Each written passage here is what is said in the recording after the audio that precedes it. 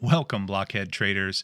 Here at Blockhead Traders, I must inform you that we are not financial professionals. Nothing we say should be considered financial advice. We offer our own thoughts and opinions to you, the viewer, so that you can form your own financial opinions and make your own financial decisions.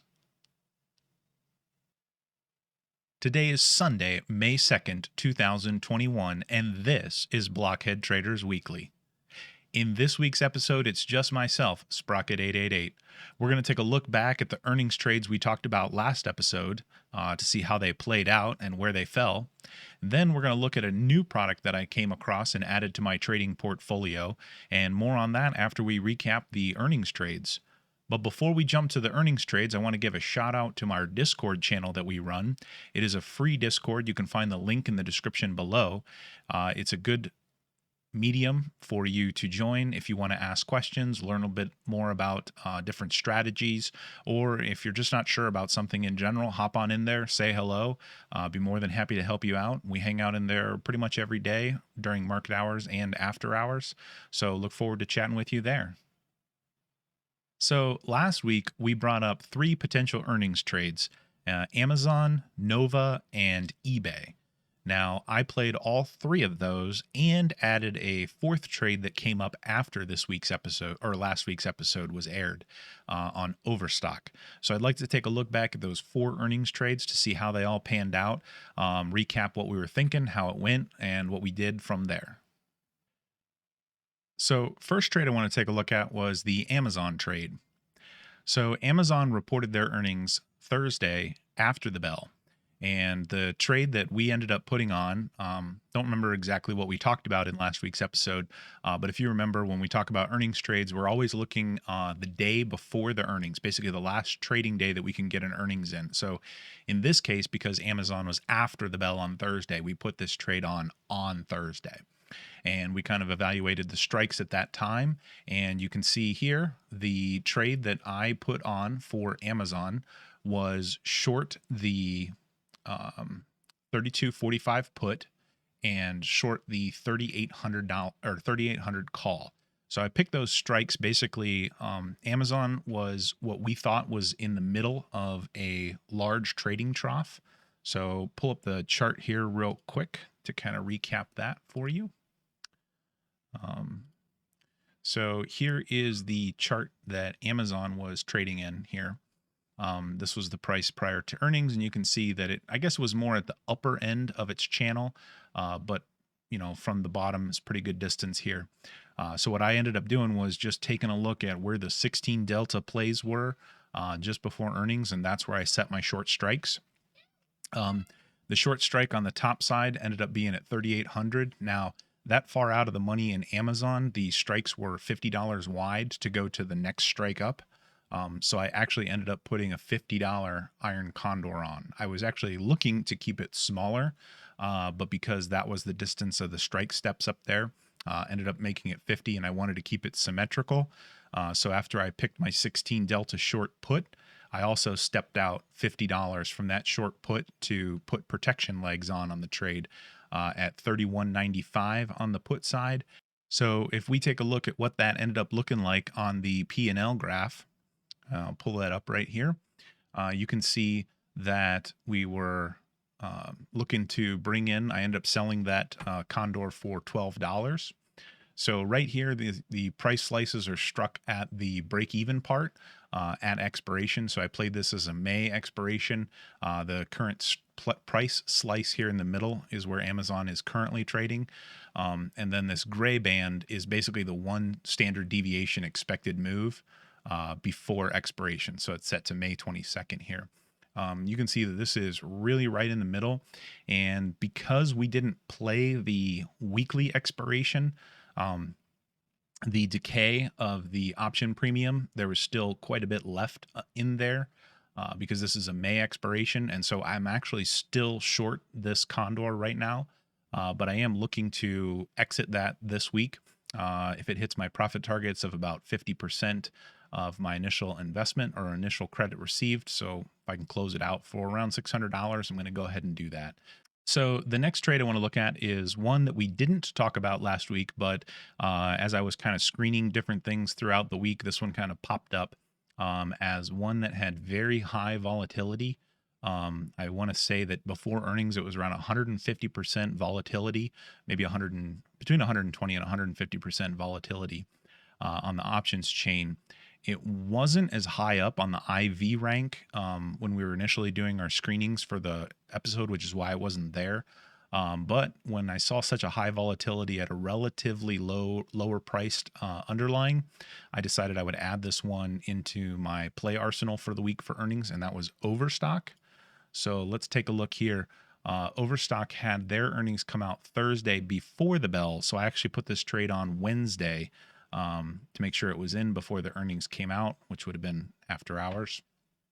And so what I ended up doing was kind of playing the 16 delta put on this one. I was a little more bullish on the result of Overstock, and I wanted to protect from the upside, but also play the upside because there was a lot of call skew in the option chain, meaning that the call options were trading very not balanced. So if you looked at the same amount of strikes out from the money on call versus put, the call was much, much more higher. So I actually ended up going out to a 16 delta call and shorting the 16 delta call and the 25 delta put. So that ended up being short the 65 put and short the 90 call. And just as with any earnings, I really don't like playing the top side naked on the call side. So I ended up going out $20 to buy the 110 call for protection. And what ended up happening, they announced earnings. It was a extremely good earnings report. The stock did kind of pop a little bit after earnings in the after hours, not too dramatically, so it wasn't racing to the moon. So what I ended up doing is on open the next day, I kind of watched the price and see where it went. And the closer it pushed to the 110 strike, I decided to close out that protection leg for about $2 just to get some of that insurance back. I didn't really feel that I needed it anymore, which left me basically naked on the short strangle for the 90 call and 65 put. So let's take a look at the P&L chart of this. This will be basically after I closed out the insurance. So remember, I buy that long protection to protect me after hours. So if that stock had shot to the moon and just raced past 100 into 110, that's really what that protection, that's why I buy it for. Once that big earnings pop is out, I don't really feel the need to hold on to that protection. So I was okay turning that insurance policy back in and trying to collect a little bit of credit off of it so that it doesn't impact my overall P&L as much. So being able to sell it back for $2, which I did, was super great. And that was awesome. So let's take a look here at the Overstock P&L. And I am still holding this one, although it is almost right at my 50% profit. The price slices here on the outside, these are my break-even points. You'll notice that's a little bit not matching the chart here. That just has to do with the fact that I actually sold additional credit for closing that long call option. So the P&L graph doesn't properly reflect all the credit that I received to set my break-even points, which is why I use my trading worksheet to decide where my break-evens, where my bailout prices are. So go back and check that episode out for position sizing. And it's all about my worksheet, and you can get a link to it. Check it out. It really kind of helps guide my trades and understand where I am with respect to profit and loss for all the trades that I enter. So if you take a look at the chart on this one, I'm pretty comfortable with where this is at. You can see the current price. The red lines here are the break evens. So we're pretty much in the middle here. And with volatility really kind of declining, you can see down here the volatility drop from earnings was quite significant. It should probably hit my 50% trigger pretty quickly this week, and that's where I'm looking to close it out as the week comes on. So be paying attention to that. The next trade I want to look at is eBay. Now, eBay was one of the trades that actually did not work out the way that I wanted it to. So eBay, we'll pull up the P&L chart of eBay that we have. I've actually made adjustments to eBay already. So eBay was Wednesday after the bell, and their stock sank like a rock after the bell. So the play that I put on for eBay was short the 60 put, and then I was also short the 68 call, and I went out about $7 for the protection of long the 75 call to protect a run to the upside. So if you remember when we were looking at the chart for eBay last week, we thought that it was kind of bouncing along here off of these 21 and 50-day moving averages. And like I said, when earnings come out, really anything can happen. And you can see the earnings came out and this thing just fell off a cliff down into the 55 range.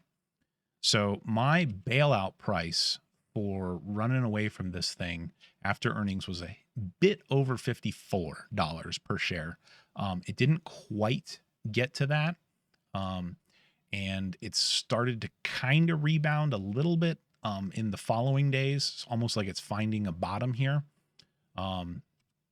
But it didn't quite get to my bailout price. So then Friday came around, and Friday was the 21 days to expiration for the May monthly option cycle.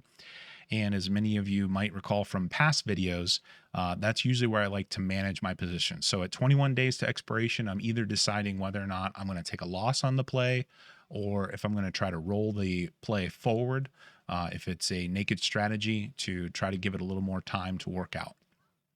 In the case of a defined risk trade, I am not typically rolling those. Those I usually let on and run them almost up to expiration or until I get my 50% profit target. So in eBay, I have a short call vertical, if you recall, because I was short the 68 call and long the 65 call. Because it dropped so far on open, there really was no money to be made by closing out that long call protection. So in this case, I couldn't take off my insurance. My insurance policy effectively is worthless at this point because the 75 call is trading for pretty much nothing after that earnings announcement. And so on Friday, what I ended up doing was rolling the put side out in time to the following week expiration. So normally when I roll at 21 days to expiration, I'm rolling to a monthly option.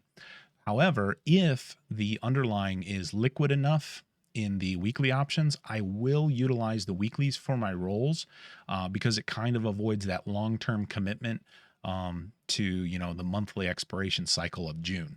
So in this case, I actually rolled eBay puts, my 60 puts out into the May 28th weekly options for about 24 cents credit. I had two of them, so I picked up an additional $48 credit on my eBay play. And essentially what I'm going to be doing this week is watching eBay for a breach in my bailout price with the additional credit that is now $53.49. So if eBay drops down to $53.49 or lower, I will probably exit for my max loss or basically management bailout price trade. Otherwise, I will kind of be looking to maybe make a scratch if it can make a rally up. Otherwise, if we're still sitting at a loss on this coming Friday, I will likely roll again to the following week's expiration. And I'll just kind of look at that week by week. As long as the weeklies are liquid enough, I'll make those rolls into the following week. If they don't look liquid enough, I might have to jump to a monthly expiration. So the next trade that I put on that we also talked about was Nova. And so like eBay, this one also did not work out positively for us. It wasn't quite as bad as eBay, but definitely we didn't get our overnight profit on Nova. So Nova reported earnings Wednesday after the bell. This one was an interesting one for me. So the volatility met all my requirements. The liquidity was good in the option chain. However, the response to the earning was much slower than I anticipated. So the volatility really didn't bleed off on Nova right away. It took a while. The reaction after hours was really slow. I mean, it eventually did start falling, but initially the price stuck kind of where it was right after earnings, not much movement, but the volatility didn't really come off, so there wasn't really much profit there. So I was kind of letting it go. Um, However, what ended up happening was the price ended up falling from after earnings down to about my strike price by Friday, and because it was 21 days to expiration, I had to make the decision on whether or not to roll it out to the next expiration or close it for a loss. And so when I looked at the Nova chart here, I still feel pretty good about the potential for Nova as far as support lines and stuff in the trend. So I decided to roll it, but I'm going to kind of watch to see what happens. So on the chart right here, this is where it closed on Friday, around 35.32. I was short the 35 put, which I believe was about a 25 delta when I entered it prior to earnings. And right here, this red line that's kind of sloped, this is the 200-day moving average. And you can see the price has kind of bounced off that 200-day moving average most of the time. This first long red line, this is my break-even price at 32.55. Now, that is after I include the $1.20 roll that I put forth on Friday. And then my bailout price is down here at 27.65. So we're going to let this one ride. Hopefully we'll get a nice bounce eventually here in the June cycle, and we'll end up closing it out for a profit. However, I am going to watch to see if this downward trend from the earnings report kind of continues or if we get a nice bounce. So this is one that we're going to watch, but it wasn't terrible. So the one comment I'd like to leave you with when it comes to earnings is, if you'll notice, all of these trades that I basically made for earnings were based on the chart analysis, the volatility, kind of all the assumptions going into the earnings trade. But before I put every single one of them on, I basically had an exit strategy or a reaction plan in place. So that is super important to really have set before you enter any trade. It really takes a lot of the emotions out and lets you kind of just execute on your plan. So yeah, it was great that both Amazon and Overstock look like they kind of are going to work out for me. And this week I'd likely be able to take them off for a profit. eBay and Nova did not go as expected. And really, when it comes to eBay, the plan is always to roll that put forward if we're getting challenged to the downside. And, I set my bailout price before I entered the trade. And so I mentioned, it was a hair over 54. And I was actually kind of looking at the trading the first day following opening after earnings. And we were really, really, really close to hitting that 54 bailout price. And should that price have been hit, I would have executed the order to close out the option. So I'm not hanging on to that really in wishful thinking. My strategy heading into eBay was, here's your bailout price. If you get to this bailout price, cut your losses, move on, take your capital, reinvest it somewhere else, get your buying power back.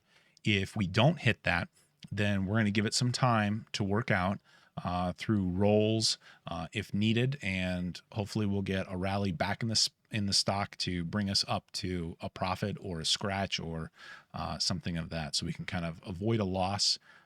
But all that was set before I entered the trade. And same thing with Nova. A similar strategy where we had both the naked put and a call vertical to protect for a runaway on the upside. And I got my my bailout prices set, and so I'm going to watch that. And should we challenge my bailout price, I'm going to take the loss and move on. Otherwise, we'll try to keep rolling it to collect some of the profit. One of the things I will consider is if there's a lot of volatility in the market and there's a lot more opportunity to sell, kind of hanging on to these losers I might not do because it's a loss opportunity on taking that buying power and reallocating it to other plays in the market. But right now, volatility is generally low in the market, and it's not. I mean, there's other plays to play, but it's not tons. And so right now, I'm okay sitting on that capital in that buying power restriction, waiting for those plays to come out. But should something happen in the market where volatility starts to increase, or I see a bunch of plays that I kind of want to allocate capital to, if I don't have the capital ready to be deployed in those plays, these kind of losers are the first place I'm going to look to potentially cutting my losses there and reallocating that buying power to a more lucrative or higher probability trade that might be available. So the next topic I want to talk about with you guys is a new product that I started trading this past week, and it is a product that's traded on what's known as the small exchange. So one of the things that's really been in the news lately, the financial news that is interest rates and where interest rates are going. Are they going up for inflation pressures? Are they going to kind of stay where they are? The standoff with the Federal Reserve basically saying, hey, look, we're not even going to consider raising interest rates until we get inflationary pressures of 2% or greater for a sustained period of time. And a lot of what they talk about is what's known as the 10-year Treasury yield. And that is derived from the price of the 10-year Treasury. So as the 10-year Treasury price falls, the yields go up. So when you hear something like, interest rates on the 10-year, or is it 1.5%, that basically means, or it's going from 1.5 to 1.6 to 1.7%. Basically, the price of the 10-year Treasury is falling.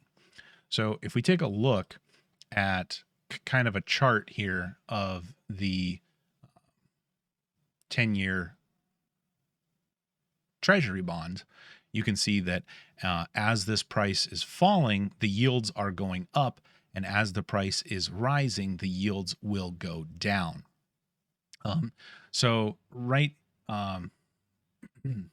kind of looking back here, this long fall here is basically what was happening at the beginning of the year when the interest rates were dramatically increasing in February and March, and then they kind of hit this low point, or low point in the bond price, but of course this would be the high point in the percentage yield, and then the yield started falling off as the bond prices kind of rose.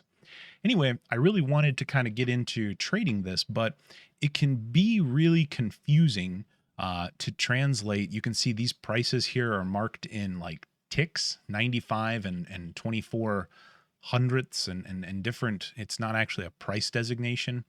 Well, at least not a dollar designation. And a lot of how you would normally trade this product might be through something like the TLT. The TLT is an ETF that tracks the 20-year bond prices. But there's also some futures products like /ZN and /ZB that correspond to different bond prices and things like that. However, what I came across, and I've kind of heard about this since it launched back in the summer, was called the Small Exchange. And the Small Exchange was put together.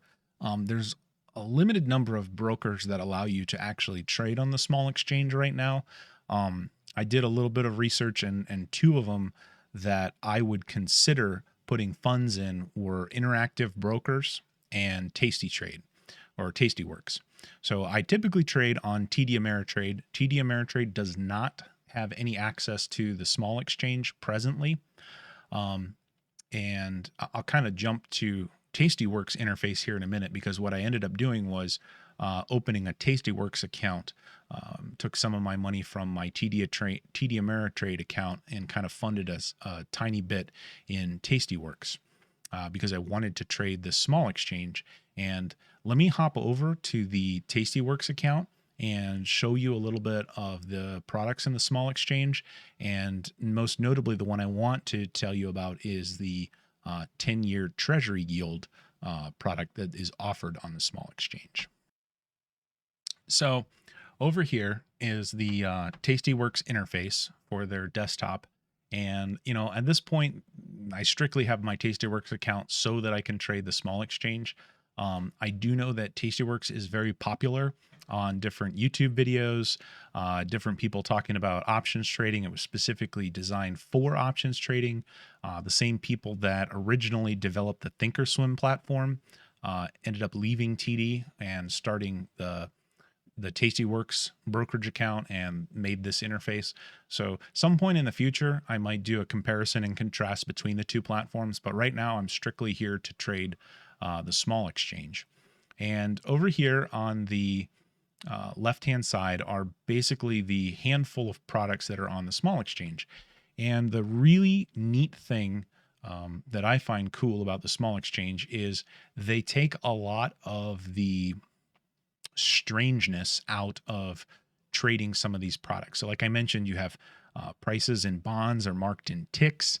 When you get into futures, different ticks are worth different dollar amounts. So I think like 0.005 tick in ZN is worth like $15.34.